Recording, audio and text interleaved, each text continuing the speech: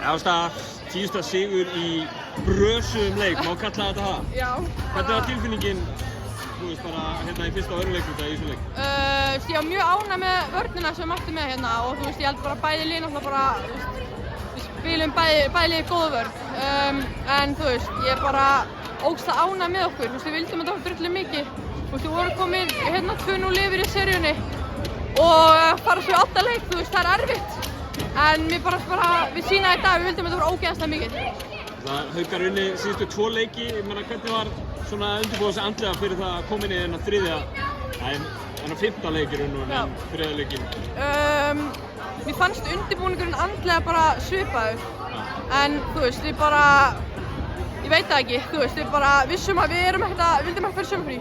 Þú veist, og ég held að kannski verið, ég veit ekki hvort það var eitthvað mögulega smá bak við eyrað okkar að við ættum alltaf annan séns í hinum leikunum, en núna var þetta bara, þú veist, núna aldrei, þannig að það hjálpa okkur alveg í dag. Stutt á milli, bara núna, bara eftir helgina byrjar úrslitaserían, þið fáið ekki marga daga til að hvíla ykkur. Hvernig líst þér á Keflavík? Mér líst bara mjög vel á þetta, sko. Ég er bara spennt að halda áfram. Næstu ekki á stað og gangi ykkur. Takk.